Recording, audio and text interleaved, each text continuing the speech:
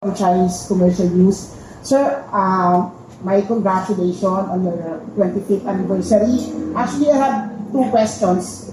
Number one, sir, how do you envision Novellino on the next 25 years? And my second question is, how do you compare unique brand of Novellino to other wines in the Philippines? Thank you, sir. Already, and I don't know what's in store for myself, or maybe even the company in the next 25 years. But anyway, Carlos and Chris are here. They'll be the ones to worry about the next 25 years. We talked earlier about our missionary job. We are in a mission to convert Filipinos into wine drinking. We're not about grabbing market share from other types of beverages or other types of wine. We're after converting Filipinos one at a time, and hopefully we'll come at a point where Novellino becomes part of the repertoire of drinks of Filipinos.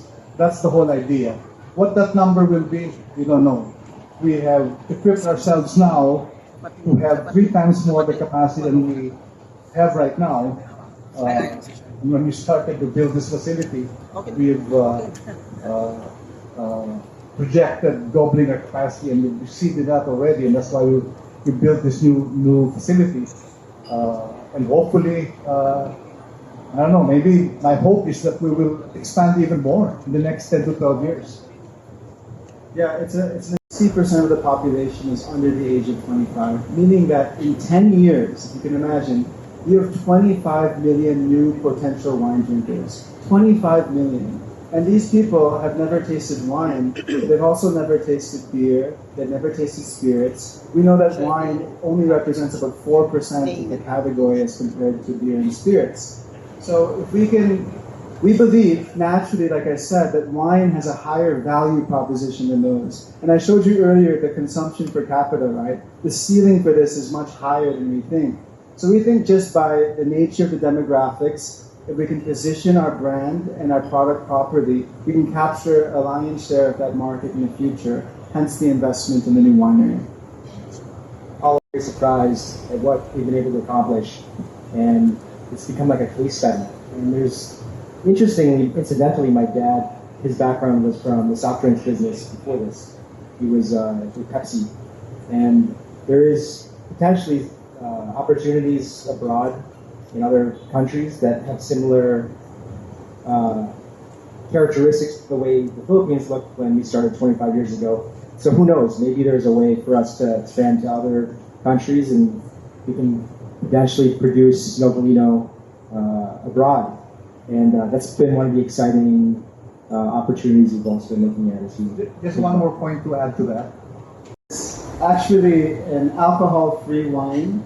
So during the pandemic, we had a big challenge because we essentially had a nationwide liquor ban, and we weren't able to produce any wines or sell any wines. And so we had to, I told my team that times like this, you're either going to be disrupted, you either disrupt yourself or you're going to be disrupted. And we really challenged ourselves to work twice as hard and launch a product using the grape juice without fermenting it and presenting it in a way to Filipinos to still celebrate with. Because we knew that the application for our product was really to celebrate Christmas and their birthdays.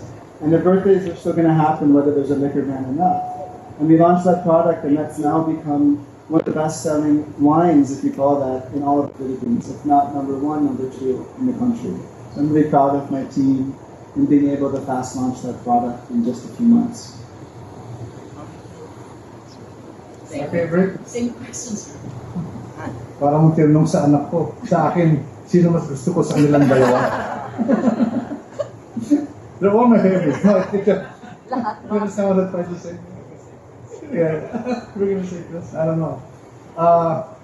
That's really hard to answer. It depends on the occasion.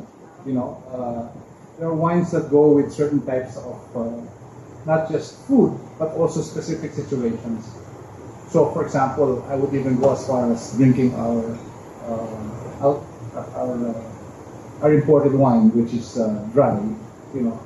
Again, it depends on the occasion. It goes very well with steak. That's what I have. But again, on a casual drinking, I would take any wine that, especially wines that just come out of the bottling line. Fresh wine is probably the best wine you can drink. And you'll have a chance to do that, by the way. We'll drink fresh wine straight from the tank.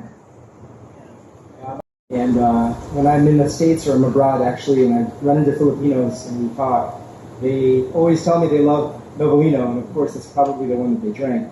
And actually, one time, I was at a restaurant in the U.S. and there was a sommelier who said that they drank our wine. He was a Filipino sommelier, and he prefers our Novellino Rosso Classico to another similar Italian wine called Lambrusco, which is a little more high end, and it was a very wonderful compliment that he was saying that he actually drinks and sometimes serves our wine even in the restaurant. So that's my favorite. A lot. Like what, sir? My wife, what people don't realize is, you just think influencer, and you think sana all, I wish everyone could be an influencer, but you don't realize how much work it takes to have that kind of presence online and to resonate with Filipinos and what resonates with them, And a lot of businesses, they hire, ad agencies, all of these people who quote unquote are experts in it, but none of them are. And the only people who really are the ones that actually proved it.